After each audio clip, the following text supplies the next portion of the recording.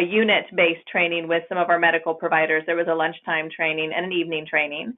And so that was kind of the first effort. And to be honest, we didn't really get very much traction with the medical providers. Those who attended seemed like they were coming for lunch or dinner, and nothing really changed on that landscape at that point. So the next step was to bring the 2-day PSI certification training to the community, which was well attended by therapists, nurses, and other folks. And we also brought Dr. Caroline Krabari back to do a pharmacology training with the medical providers, which, again, wasn't very well attended and didn't really result in much change. So where we saw the traction starting to take was from the full-day training with PEC and the 2-day PSI certification training. And from there, First Five identified a group of 7 professionals who were sent to the PSI conference. And that group of 7 women, as it turns out, ended up kind of becoming the think tank for the local services. And out of that think tank and out of a request from our local home visiting program, First Five put funds up to develop and roll out an in-home therapy program that went hand in hand with the Healthy Families America home visitation program to provide additional maternal depression and anxiety therapy to moms who were enrolled in the home visiting program. So all of these things happened kind of in the 2011-2012 timeframe. Okay, excellent. And so, long story short, it sounds like it was really your providers, which I think when you talk about perinatal providers, you're talking about OBGYNs and pediatricians and perhaps others that started to say, we really need help with this. We don't know what to do. Is that right? Were those the providers you heard from? Yeah, I mean, I think it was providers, it was the nursing community, it was more than mid-levels. Our nurse midwives were very vocal about the needs. We didn't really hear from the physicians that much. They're a pretty quiet bunch. Great. But your survey sounded like may have included various populations, or was it a certain provider type that you included? So it was, the focus groups were manned with local community-based organizations serving women. There were certified nurse midwives that were in practice. We also had some of our comprehensive perinatal service programs, which is another California-based program, which really augments Medi-Cal care for pregnant women, providing nutrition, health ed, and psychosocial assessments and interventions. So a lot of those folks were at the table as well. We did not have, to my knowledge, any of the OB providers, and I'm not sure if First Five went out to them individually. I was not a part of that piece. Right, and I think, Joy, an important kind of point about all of those efforts in 2011 and 2012 is that nothing really changed as a result of any of them. And so that's something that we want to put out there as wonderful investments, meaningful work, but the landscape for moms was not any different at all. And so we had a little bit of kind of had to reflect on why that might have been. Great. Okay, well, good. No, thank you for that background. Just that you started this with working with community-based organizations who outreached to their partners who were perinatal providers and heard from nurse midwives and perhaps some other mid-level providers that this is the key issue. Fantastic. That's great background. You started, Anna, to go into a little bit of what happened then soon after this work was kicked off. Before we get into more of that, though, I thought we could back up just a bit and learn a little bit more about the funding. So you did mention, I think, Anne, it was you that mentioned First Five and the relationship with First Five, and that there's a tobacco tax that somehow comes back down to First Five commissions. It sounds like they granted a grant to you all to develop the program and the community coalition. Can you just touch on that for a moment and talk to us a little bit about staffing and it sounds like you have quite a few volunteers. How does that all work? Yeah, so it's a little different than a grant. They really just sort of set aside, I think for a number of years it was about $30,000 a year. This year we're down to $20,000 a year. My time as a staff person for First Five is covered to do this work with Mothers Strong, but really the funding that we have is designed to be the backbone funding for things like the bus tails and the additional education. The funding for the in-home counseling program is a separate creature, and that goes to another organization. But yeah, the funding for Mothers Strong is, fairly small, I guess, on the large scheme. And what we do really rely on and what we've been successful with is having a lot of folks who are paid through their other organizations come to the meetings and move the work forward. And then we do have some therapists who are volunteering their time, as well as some champion moms. Okay, great. And so I think what I had heard from you two is that even though you are in leadership roles, but with these organizations, First Five and the county, that you often are using your own time and on a volunteer basis as well. Is that also true? I think that could be a fair point. Weekend events, and it's kind of like once you get bought in, it gets the areas get a little gray. Okay, got it. But so you do have some time, some hours that are allocated for this community coalition work within your own FTE, if you will, your full-time positions or part-time positions, I think, Anna, in your case, but you often are doing extra work. And you did share in your proposal that's listed here as an attachment or handout for today's session that you think really what has been so phenomenal about the longevity of your coalition and new interventions and ongoing training, et cetera, is that there really is a bought-in community of others who are keeping things going. So while I have you talk about that, tell us a little bit more about when you formed your initial coalition. I think it was in 2014, and who was at the table? How did you initially get things off the ground? So the work that First Five had done had faltered a little bit. We had some staffing changes. We were going through a new funding cycle with other grantees, and a woman named Deanne Blankenship, who works for a statewide organization, the California Health Collaborative, really came back to First Five and was interested in re-examining this issue. They have a program down in Fresno County that's funded through the Fresno First Five. And so the California Health Collaborative was interested in talking about what might be possible in Butte County, and really sort of reinvigorated. It's like when there's a new person in the room, it can be energizing. And they reinvigorated the conversation and really looking at it from more of a collaborative perspective versus a what can we fund in order to get people to do this perspective, which was very healthy for our movement. Very good. Thank you. And can you talk to us, so maybe Anne, we'll kick it back over to you, about who was at the table at that initial kickoff meeting when you formed the coalition, and how did you get them to come? Well, I would say, one thing about Butte County is we're all very close. Our jobs intersect in many ways and areas. So there are some underlying relationships that serve us well, and there's a lot of trust. And so when you get an invitation from somebody, one of the community, providers or whatever, I think we're pretty prompt to respond.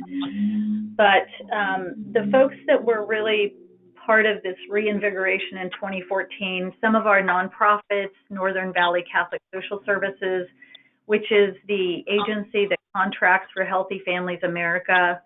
We had Northern Valley Indian Health, as well as Feather River Tribal Health. Again, as Anna said, we had a cadre of private therapists. Another organization, Youth for Change. We had our major medical provider, Enloe Medical Center there, our Child Abuse Prevention Council. We had, again, of course, California Health Collaborative, Deanne.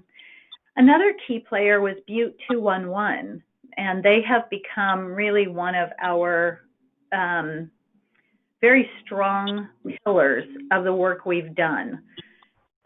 We also would always like to point out our local mothers and survivors of perinatal mood and anxiety disorder, and certainly one of our favorites is who is the backbone to our Facebook page and our Mother Strong Cafe Facebook page. So really want to give a shout out to those ladies.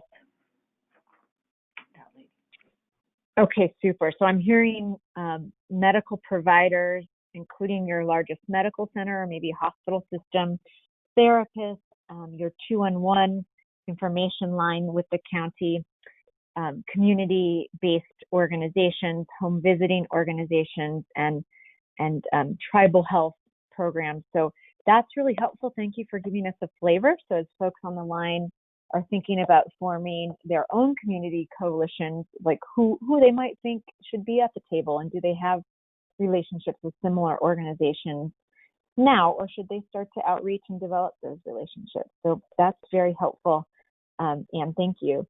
Well, and actually, I'd love to add that since then we've added our Hmong Cultural Center. We have a large population of Hmong refugees that are now living and making their lives in Butte County. We also have had representatives from our other two birthing hospitals, and they're very enthusiastic. So again, and behavioral health has come to the table in a bigger way. So we're watching this circle expand. Great. So county behavioral health and some additional cultural groups being represented. That's fantastic. Good to hear you're growing too.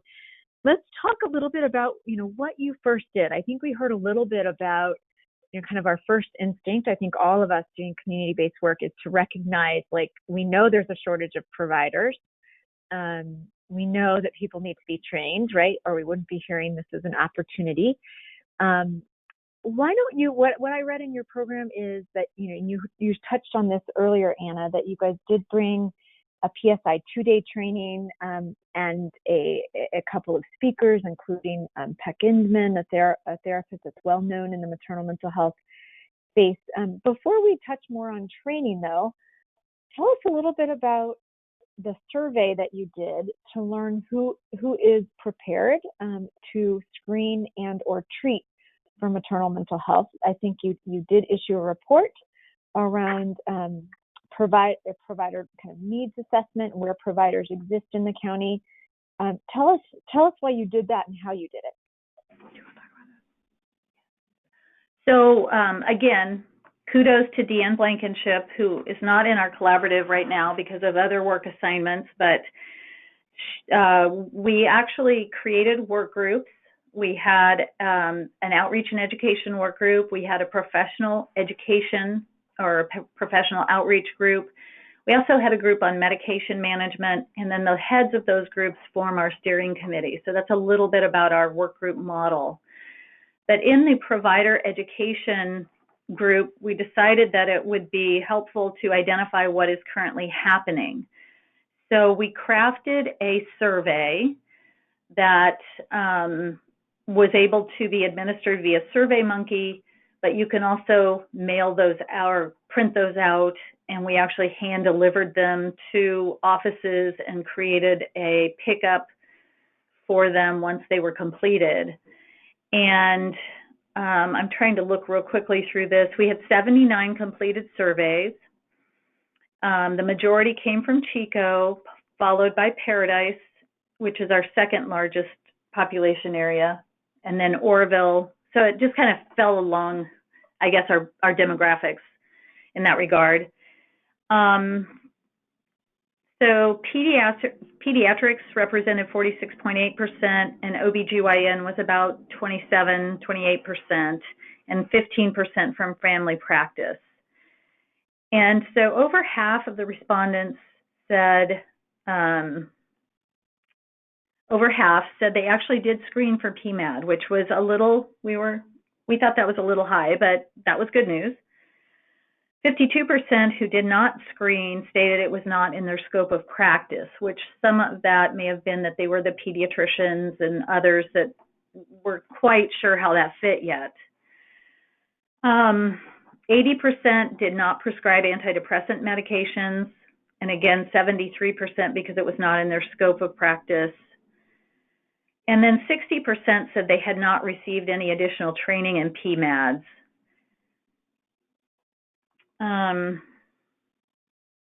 And then there were some questions about their referral practices.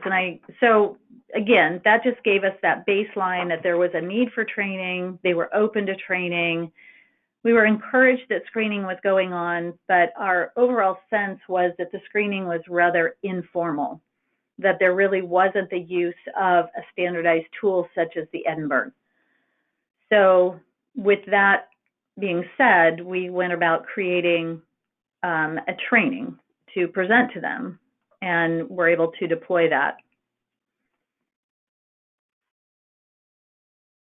Okay, great. Thank you. So tell us just a little bit more. I mean, what I've identified is kind of 3 buckets of work that your coalition and most coalitions, I think, sort of aim to address. One is treatment resources, who's ready and should be on some sort of list, which I know you hit on 211, being a partner and kind of helping to maintain a list, I believe. But resources, treatment resources, training, which you've done a couple different forms of training, which you've heard about already, and then awareness, including awareness for the public and for groups of women. So I think since we touched on training, and if anyone does have questions about the training that was done, the 2-day training, the 1-day event, and I know you've done lunch and learns as well. If anyone has questions about that, go ahead and shoot those into us. I think what we want to go back up to, in line with what you learned about treatment resources, is to hear, you know, how did you start to identify where providers were already equipped to treat, and how to share that information with your community?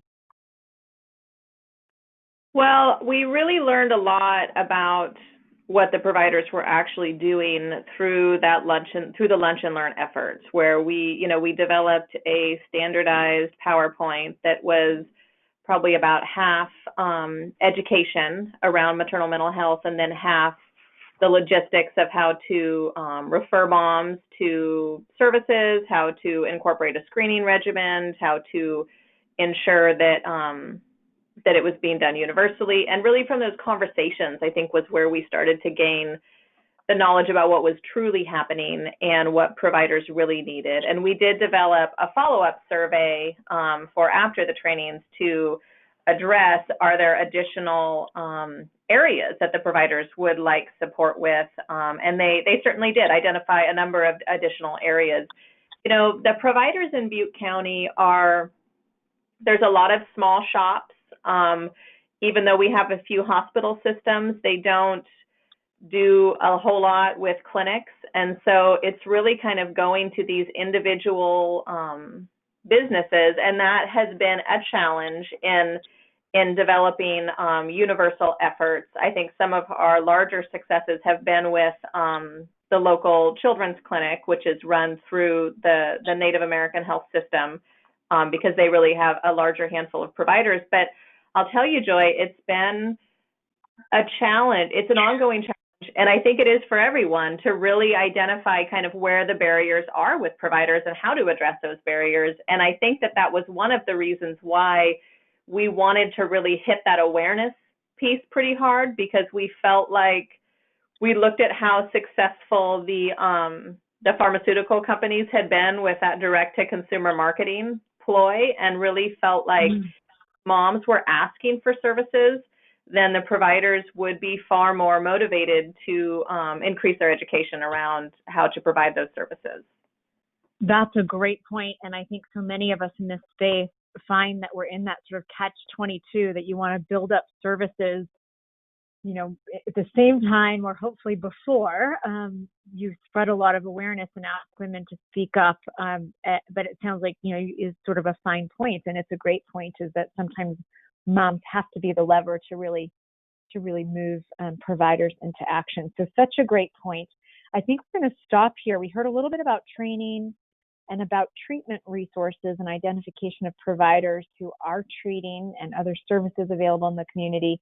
Before we move on to awareness, and that was such a great segue, I do want to stop for questions. There are a few questions that have come in, and if you have one, feel free to submit that now. One of the questions that came in is people were really interested in how you designed your community coalition by work groups, and then the leaders of each of those 4 work groups serving as steering committee members. And can you remind us again the 4 work groups that were formed, the names of those groups? Sure. So we have the outreach and education work group, which is essentially community outreach and education, moms, general awareness. We have the provider education work group, which is geared towards medical providers, and that's encouraging screening, explaining how to do screening. We have a medication management work group because that really bubbled up as its own separate issue that was going to need a lot of individual attention, and it still needs a lot of individual attention in our community. We do not have prescribers. And then the 4th work group is that steering committee. And one of our norms with our, so we have our every other month large group meeting. And in order to kind of corral it, the deal is if you want to be part of affecting the decisions that happen in any of those areas, you have to actually join that work group. So, yeah. And then the work group reports back to the larger group, but not really for approval, more for keeping people informed. Because we've all been at meetings where, some people have a great idea, but they're not actually going to do anything about it. And so that was partially out of that mechanism to try to control the organization at meetings and to keep people focused on really what they were truly invested in. And then the purpose of the steering committee is just to provide that shared leadership. We don't want to have one person who's sort of, quote, running the organization. We want to have multiple leaders who can take over different parts of the leadership at any time. And so that's what that steering committee does. Really, really helpful. And so I'm just going to repeat for folks. We heard the three work groups, 4 small groups. 3 work groups are community outreach, provider education, medication management, and then there's a separate smaller group that is the steering committee, which each of those leaders, and it sounds like the 2 of you and maybe a couple others might be part of. And then you said, I believe you said, Anne, that the larger group meetings meet or every month or every other month. Can you remind us again what you had shared? They're every other month, and then the work groups sort of are designed to meet on the alternating months. And some folks come to the larger meetings who are not on a work group, and that is absolutely welcome and encouraged. It's just that they don't really have a lot of space to be affecting what's happening. They're more there to get information and network. Fantastic. It sounds like a fantastic setup. Let us ask you just 2 things about logistics while we're on this topic of kind of how things are organized. Do you have someone take minutes? And if so, who staffs those? Who sends out reminder emails? Is it one of the 2 of you? And I suspect, Anna, it's you in your project management role. Yeah. So yes, that's been a shared duty for sure. But right now I'm holding, I send out the agenda, I hold the distribution list. And then I just ask at the beginning of the meeting if someone will take notes, and it's usually Anne who says yes, but, sometimes our other partners do. And, I try to be fairly specific about what I mean by, taking notes, because it is important to have that ongoing record. I kind of hold a lot of those logistics. Okay, fantastic. And Anna, you told us earlier, but remind us again, how is your time funded? Is it through this project, the $20,000, $30,000 a year that come in from that tobacco tax, or is it some other position that you hold and this is one of your responsibilities? Right, it's a different position that I hold. So the $20,000 to $30,000 is basically for staff, and then I'm paid. I'm a part-time program manager through First 5, and this is kind of one of the many things that I contribute to the community. Very good. So just hoping everyone in your own communities are sort of thinking about that. It sounds like it's a staff position with that First 5 County Commission. Really helpful. Great question. We have a few more before we move on to awareness. People are asking if you'd be willing to share that survey, and we would love to be able to share that with our communities.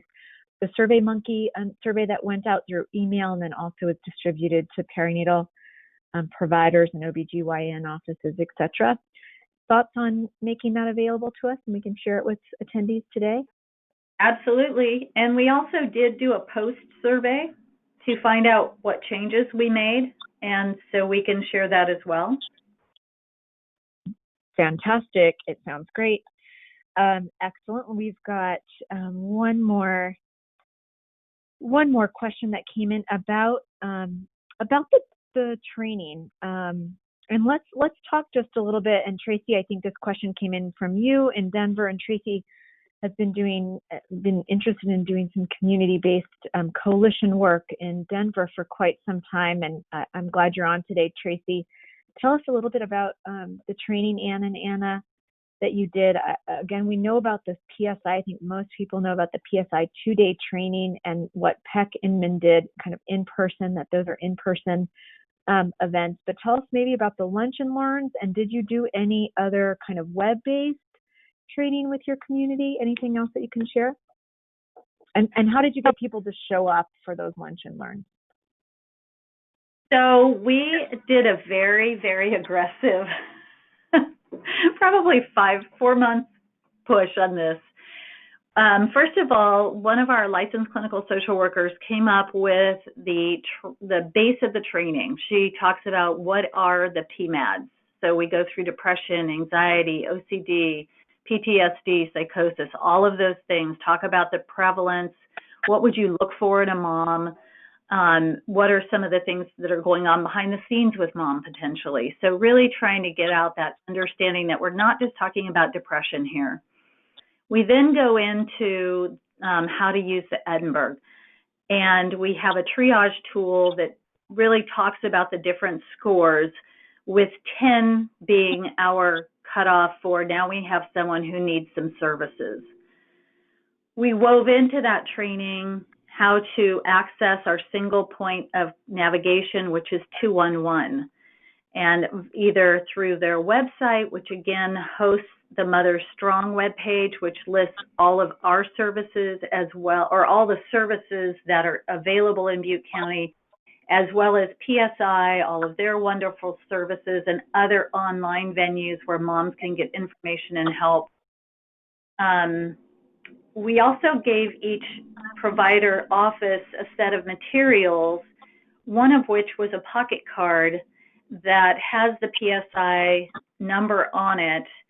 And we found that in our post survey, 84.6% of the providers said that the pocket card was their very favorite referral item, because it gave mom everything she needed to then enter the system. And a critical part of this effort is that we brought lunch, and we came at lunchtime. And so, I think that can be sort of a known, going back to the pharmaceutical model, a good way to get into doctors' offices is to contact them ahead of time. We have a local sandwich shop that we deal with, and we brought them lunch. And actually, an interesting thing, so this might be a point, I called all the offices and scheduled them. We scheduled them all for the month of May for Tuesday, Wednesdays, and Thursdays. We did not do Mondays and Fridays.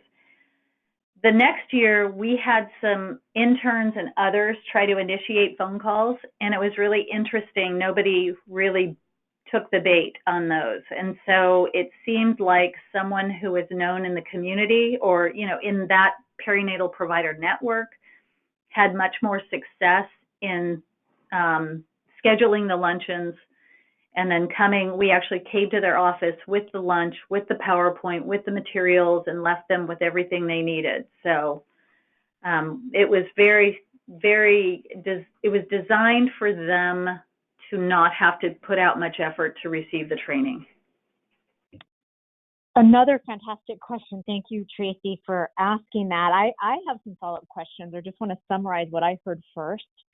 And these are just really helpful, tangible, focused steps and tips for us to keep in mind. So thank you, ladies, so much. We're so glad you were the winner and are sharing these ideas with us. So So what I'm hearing you say about the Lunch and Learns is that really you learned perhaps, and having a title like the Director of Maternal Child Health for the county helps people take note and say, this must be important. Of course, we're going to take this appointment for the Lunch and Learn and invite Anne and Anna to join us. That was one thing I heard. I also heard the times and the days matter.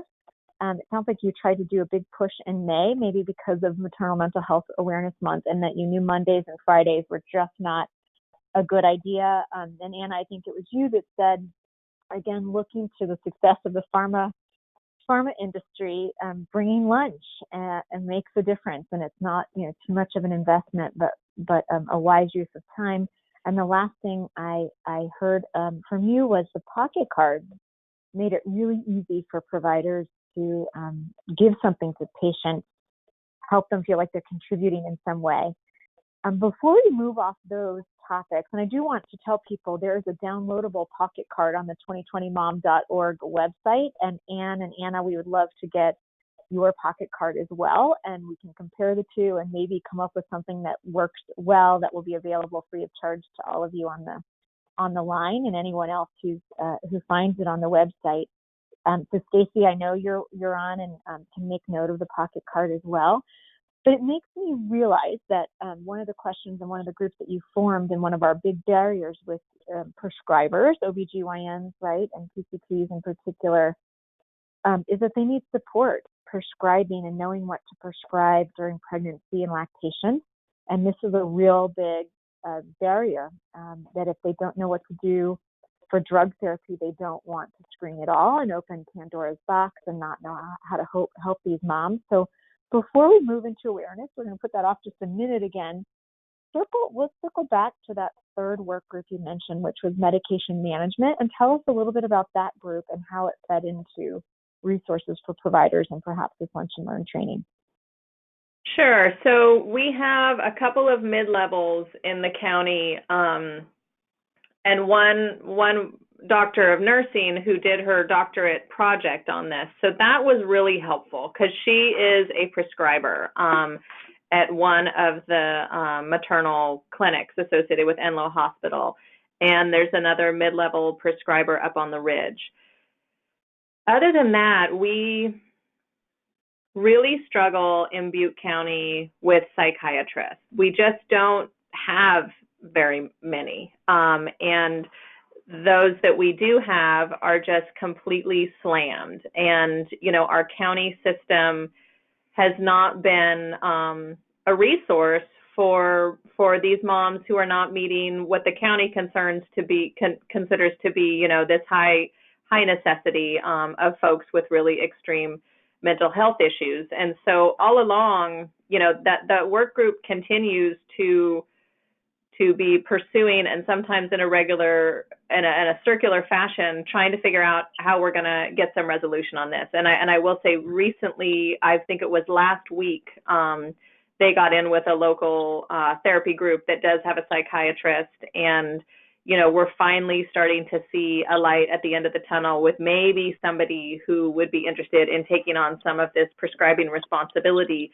But it has been a continued barrier for us because the mid-level folks who can prescribe, there's a certain level to which they can work, and then really moms who are experiencing anything more severe is out of their scope, and we're right back to that same challenge of the OBGYNs not wanting to prescribe during pregnancy, behavioral health saying this mom isn't meeting medical necessity, and so there's all of this trying to pass the buck, and the moms are falling through the cracks. So, I don't want to insinuate that we have resolved this issue in Butte County, because we certainly have not. And we, at one point, thought Carolyn Krabari was going to move here.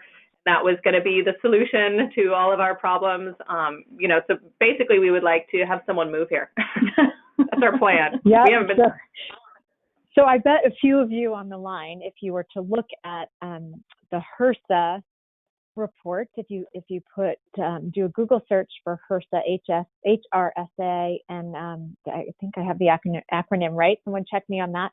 HRSA, and then provider shortage areas. You can see if you fall into a county for example, that has a provider shortage area of psychiatrists.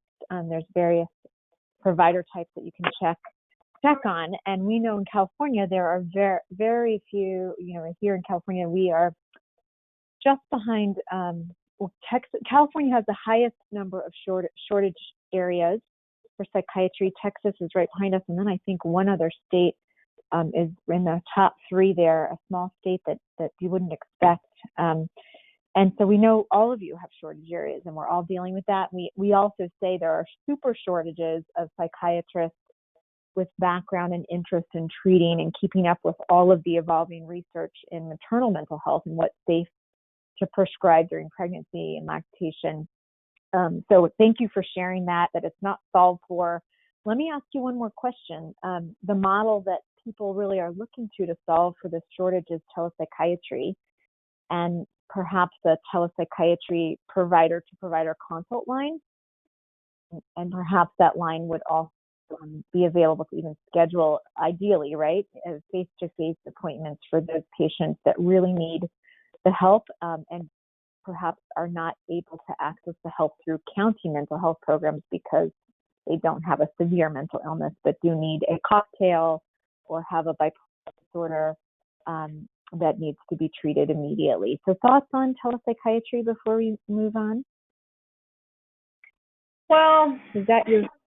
We've talked a bit about telepsychiatry and are aware of some of the physician consult resources in other counties, and the dynamic that we're still seeing with our local physicians, and it's entirely possible that this will change, but the current dynamic that we're seeing with our local physicians is they don't want a consult, they want the patient to go see someone else, right? Like they don't really want to become responsible for it. They want the patient to actually go see a different doctor who will then be responsible for it. And so there's just some inherent challenges in kind of talking about how we shift that responsibility back to primary care physicians, because right now they're not kind of in that boat with us. Well, good. I'm going to take just a moment. It is Joy again, to share a little bit about what's happening on the national front regarding this issue, because I think all of you will have an interest, and thank you. That feedback is sort of spot on. I think that was you, Anne, that shared that.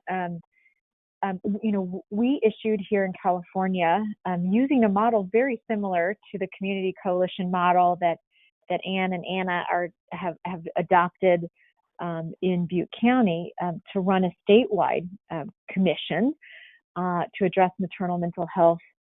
And what the statewide commission declared is that OBGYNs must be the home base for screening and detection during pregnancy and the postpartum period for maternal mental health disorders. Everyone else is icing on the cake, and we want everyone to be screening and recognizing symptoms and aware. And so as a result of that declaration, and really saying one provider type must be responsible, we can't keep pointing fingers and saying it's not me, not my scope of practice. As a result of that declaration about OBGYNs, core competencies for OBGYNs and for other provider types, but really the task force or commission here in California said we must develop core competencies and what should every OBGYN know. And so I want people to know that information is available on our website. There's a blog post about that, and there's also core competencies that can be pulled out of the California Strategic Plan or Task Force White Paper, we call it. That's also on our website. So just wanted to circle back on that. And really we are saying in those core competencies that medication management, treatment management is part of an OBGYN's responsibility. And ACOG, the American College of Obstetrics and Gynecology, who, if you didn't know, just changed their name back to American College, not American Congress. So I am saying that right. They are now issuing a position statement in response to those core competencies.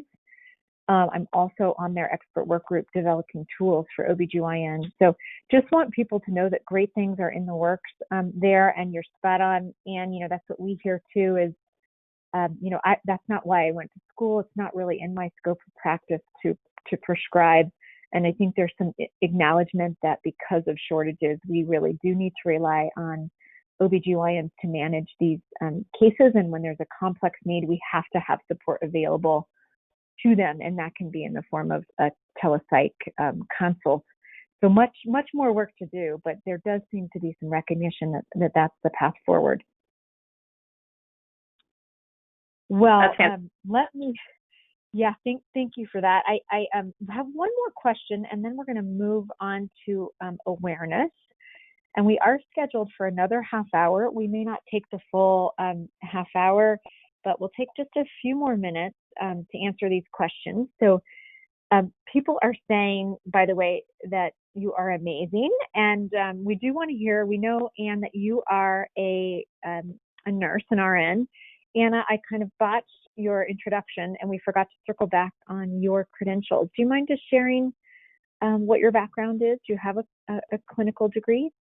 Sure. No, I don't have a clinical degree. I have an undergraduate degree in early childhood education, and I got my master's degree in kinesiology, which is essentially physical education. And I, had a career working with some at-risk populations through recreation and education, and then did some subcontracting with First Five, and kind of made my way around to this community work with First Five, and that's really where my skills and my passion are in the community engagement, high risk population part of this conversation. Fantastic, and it's actually great to know, and I think many of you may find this in your own communities, that you don't really have to have clinicians leading all of this work. I actually am not a clinician myself, and so you'll just find great, passionate people that can help move things along. So Anna, thank you, and thanks for that explanation about your degree. We have one last question, and then we're going to move into awareness. The question is, remind us who you sent to the PSI conference. How did you decide which 7 of your stakeholder organization volunteers should go? And it sounds like that really may have been a tipping point where they got really excited and passionate. Can you tell us just a little bit more about that? Yeah, this is Anne. So our executive director for First Five at that time period was really a very thoughtful lady, and just really, we miss her. She's wonderful. We love our new director as well. But she was very thoughtful in this process. She was able to engage the director of our behavioral health department, which at that time was a female. She has since moved, and we miss her. And she was very instrumental in our Mother's Well program, recognizing that First Five funding could link with behavioral health funding to draw down federal financial participation. So that was a key find. We also had a pediatrician, Lourdes Valdez, who worked for our Northern Valley Indian Health Children's Center, which is quite large and an early adapter to our program. Dr. Valdez has since been instrumental in getting other pediatricians to get trained, and is now one of the commissioners on First Five. I was able to go, which I just felt like that was such a privilege to be with these ladies. We had just some great conversations. We had one of our nurse midwives come who was actually in the process of getting her doctorate in nursing practice. And again, as Anna said, her keystone project was around perinatal mood and anxiety disorder.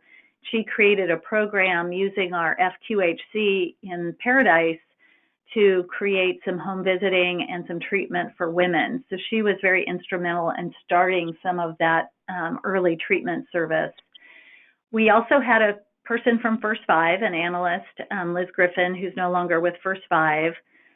We had a therapist, Amanda, from our large medical center. She's since really left the OB field, and now she's in charge of all of case management, but still, because she's in charge of the entire hospital case management, our needs can be addressed by her, and she's got a real open ear. And then finally, by a nurse manager from our largest delivery hospital was able to attend as well. So really a great variety, and just great ladies, lots of good conversations, and again, really a nice, strong start to our work. Okay, such a good question again. Thank you for asking that question about who attended. And it sounds like, just to summarize, it was really leaders in your community that you saw sort of bubbling up with a bit of an interest and in some sort of role already where they could make a difference. And we all know as women, I think we're all women on the line right now, right? Anytime we all get to go somewhere together and have time, downtime together and socialize, that it can be a powerful experience. So I think that in and of itself was an intervention. And again, really glad to hear that I'm thankful for the question being asked, and it really sounds like it was a tipping point. Very good question. Let's move on to awareness. And before we wrap up, I'm just going to make a mental note in case anyone else is wondering about home visiting, just like I am. We'd love to hear a little bit more about the therapy that you have brought, it sounds like, into a home visiting setting. But before we do that, because I think some people are really anxious to hear about awareness, we'll circle back to awareness. We talked about 3 buckets of work really that your coalition and most coalitions focus on. One is resources, treatment resources, and identification of who's ready to help moms should there be a need in the community. Training, which we talked about, various forms, and then awareness. And when we talk about awareness, generally we're talking about public awareness and very specific or more honed in awareness around mothers and communities for mothers. And I know you've done some great work on Facebook, community events for mothers, and a campaign with video, a nice public awareness campaign. So we're going to turn it back over to you. And if you could walk us through maybe each of those 3 key projects, and there might be more. Again, the public awareness campaign, Facebook groups, and events for mothers. We'd love to hear about those. Sure. So, like I said from the start, we really wanted there to be that community education, erasing the stigma, really battling that isolation that we know that moms feel. And so we began to work on those normalizing messages that we've seen, very well vetted on the 2020 Mom website and on the PSI website, the 1 in 7 messaging, talking about that you are not alone, and really wanting to spread that far and wide. And, we did that. And this is honestly where we've spent a bulk of the money. We did that through bus tail. So there's a bus that drives all around Butte County, and it's actually really fun every time I'm in a community, where it's at, because even my kids, will point it out, look, there's your bus tail. And, so it's been going around the county for a couple of years, and it's very cool to see that consistent reminder. Of course, we did paid ads in a number of the local kind of parenting publications, North State Parent, Growing Up Chico. We did an interesting advertorial effort last year, which is, it was 12 months in this Upgraded Living magazine, and about 6 of the months were not only an ad, but a kind of write-up on our work. So the picture that we have up right now is a picture that one of the reporters took when we were talking generally about what Mother Strong is, but then we had those reporters hone in on specifically like the home visiting therapy program, or some of the medication that Holly Cry does, or, we had a couple of champion moms tell their stories. So we feel like some of our paper outreach has been effective, and we've tried to do a variety of different publications. The Upgraded Living is probably less aimed at new moms who are in the mom world and more geared towards maybe grandparents, or, it's kind of a house remodeling publication. And so it's free. A lot of people will read it in an office, but it was geared more towards the people who might have money and have the ability to make decisions in our community. And what was really cool about that was one of my neighbors, who happens to be on the board of trustees at our local college, came up to me after the first article was out in Upgraded Living, and he had read it, and so I felt like, oh, it's working. We're actually reaching some of these other populations who we also really want to know about perinatal mood and anxiety. So those have been a great effort, and we feel like we've gotten some bang for our buck out of that. But I got to say, the Facebook page has been amazing, and we really struggled in the beginning with wanting to embrace social media.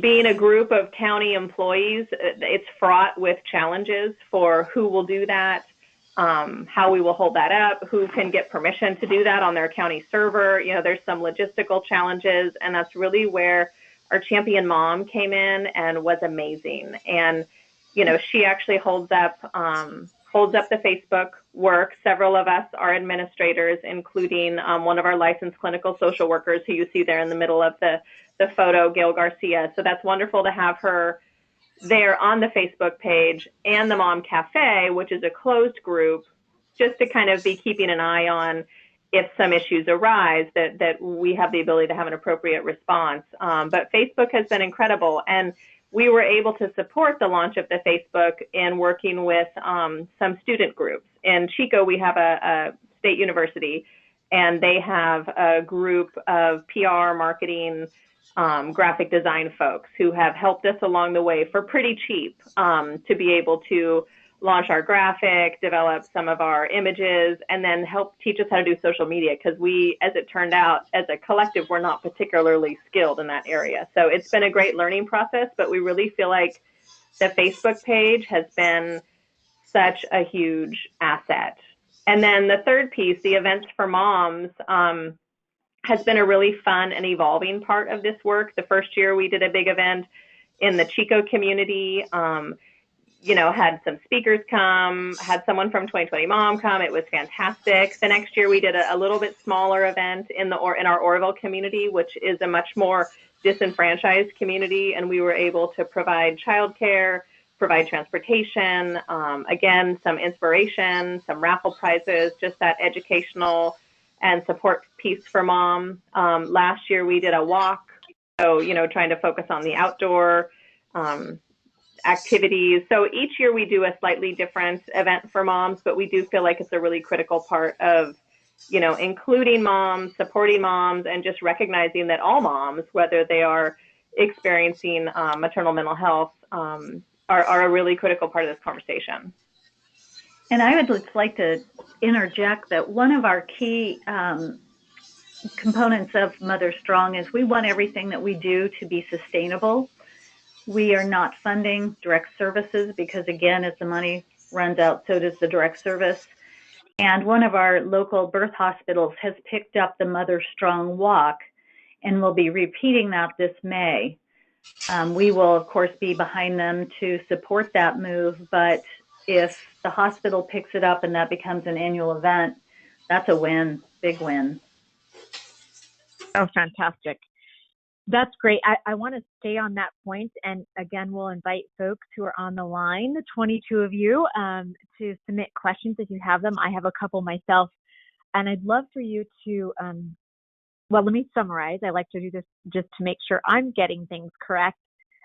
What I'm really hearing is if people could focus on one awareness campaign to start in their community, that with their community coalition, which we want people to do this in a coalition basis, that a closed and open Facebook group might be the best place to start, where you get the biggest bang for your buck, and there are partners who can help, including student groups. That's what I heard.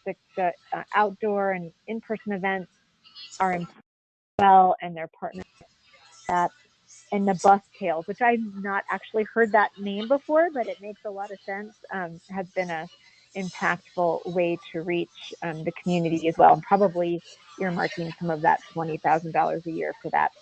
Well, let me ask you this. You talked about sustainability. Tell us a little bit about direct services. We know you just said you don't fund direct services. Are you finding that providers are getting reimbursed? Are there programs that are doing great things and they haven't yet been able to bill for services? Just talk about that for just a moment. This is Anne. So one of the ways that we saw this sustainability model take root is First Five funded training for therapists to achieve the 2-day certification with PSI. As a result of them being trained, they are allowed to advertise on our website, which again is hosted by our 211. Those folks have displayed on the webpage which insurances they take. Many of them do take Medi-Cal. So again, training funded by First Five, then they go off, provide therapy, and they bill for their services.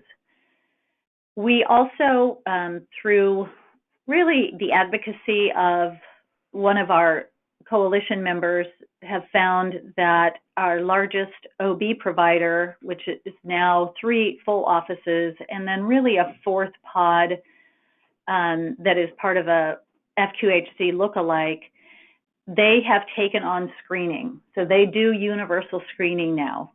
And again, that's not funded through First Five. The training for those providers was funded through First Five, but they have taken the ball and they're running with it.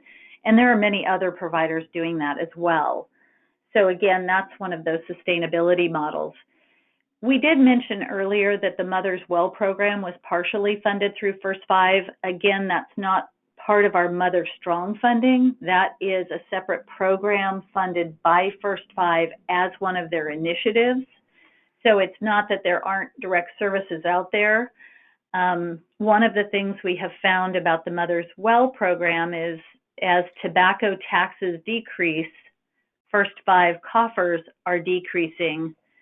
So this year, our Butte County Behavioral Health made up the shortfall that First Five had presented to Mother's Well. So again, that's another piece of sustainability. The ideal would be that behavioral health would pick this program up and continue it forever. It's our goal. And just to clarify, I don't know if everyone, when they hear behavioral health, thinks about, I think what you're talking about, Anne, is a county department of behavioral health would behavioral health, yes. Yep. Mm-hmm.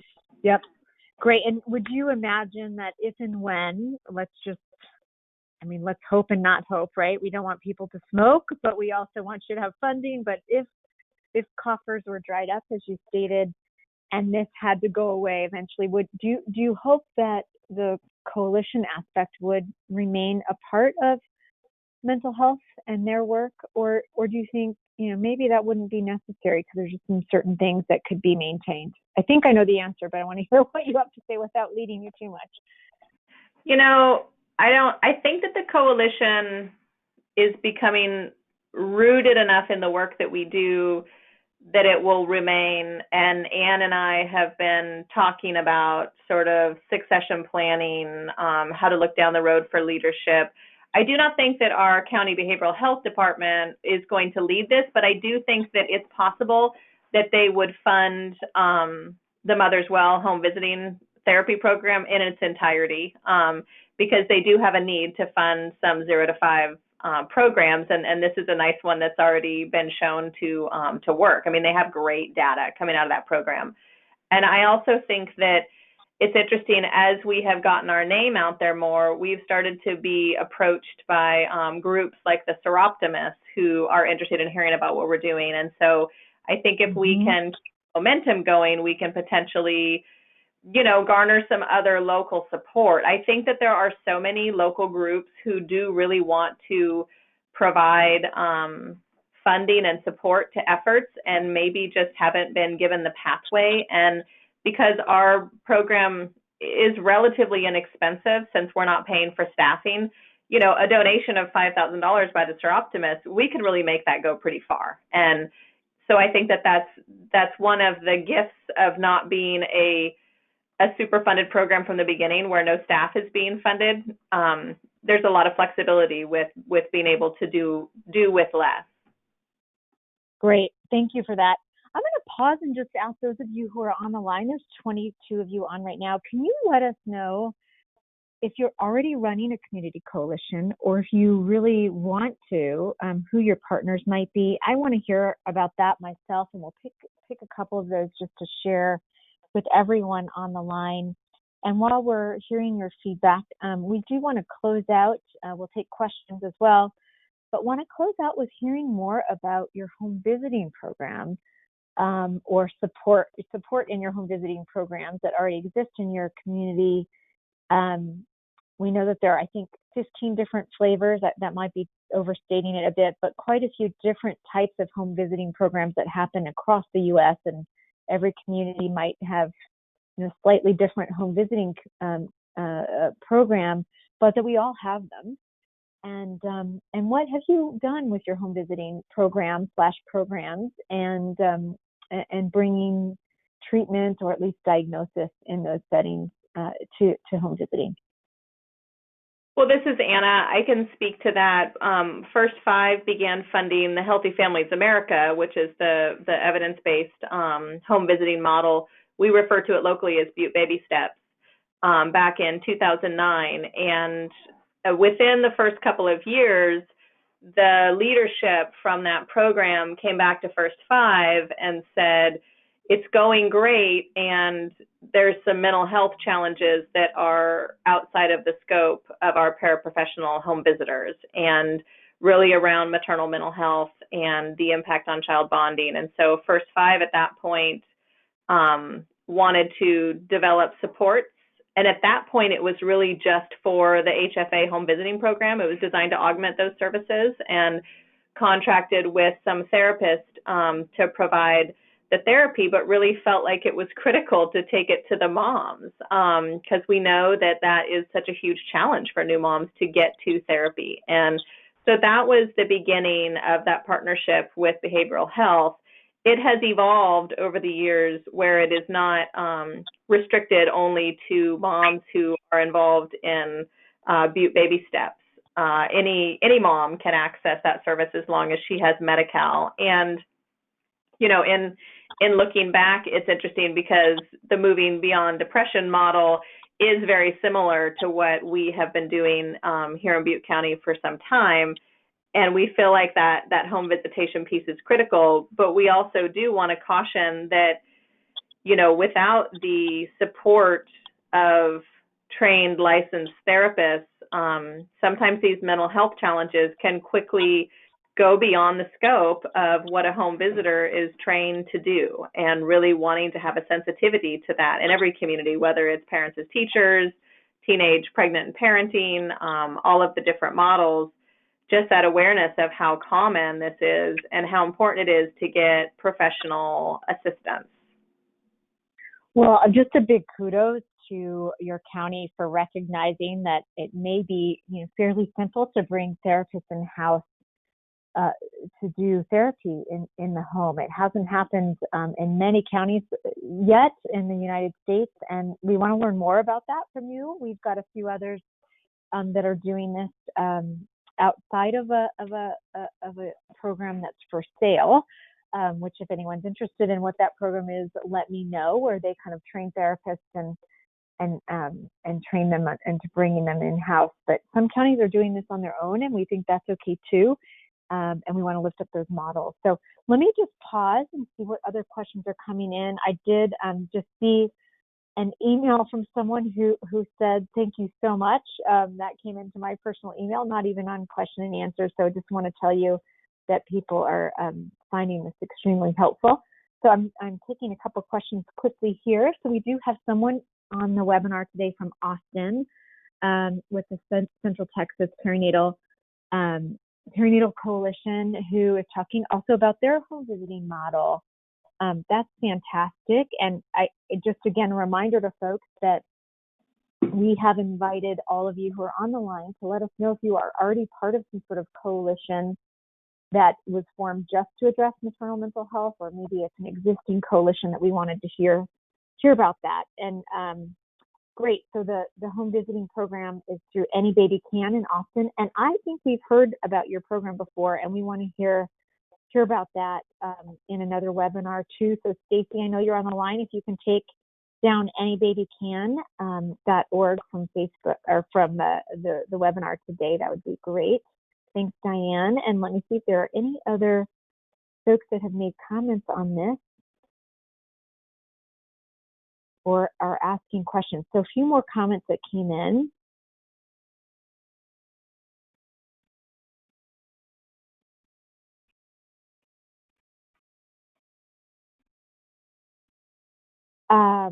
I think we're hearing from someone who's actually in Butte and Humboldt counties.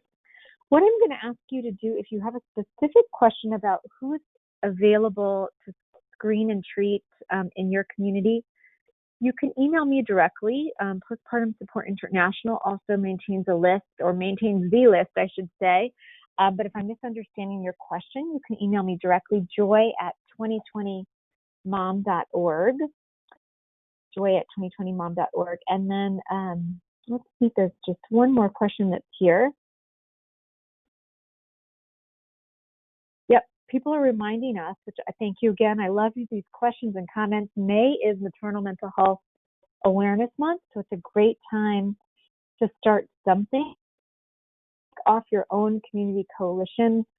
We have a toolkit available as well through 2020 Mom that I know a couple of you on the line today know about. We're working on refining it. I think even today, hearing from Ann and Anna, we'll be able to take some of the feedback they've shared to create some more easy action steps for community coalitions. So May is a great time to try to kick something off, and not too far off, but maybe far off enough to have at least a stakeholders meeting to gauge interest. All right, let's see what else we have on our questions. So if you have any other questions, I'm hoping I didn't forget any here. If you have any other questions, feel free to send them in now. I'm just making sure I'm not missing any.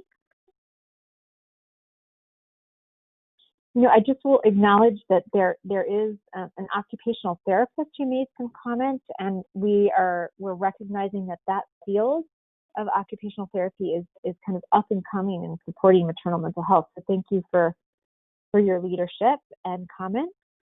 Great. Any other questions or comments? You can put them through chat or the question feature.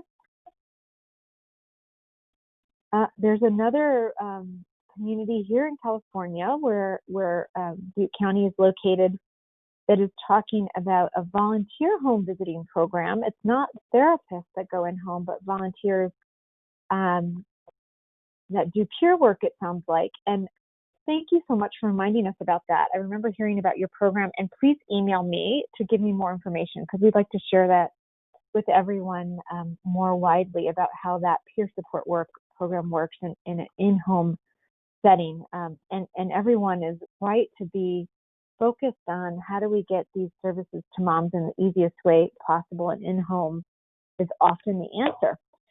Well, with that, Ann and Anna, we're going to go ahead and close out today's session and give you a big standing ovation and applause for all of your continued effort.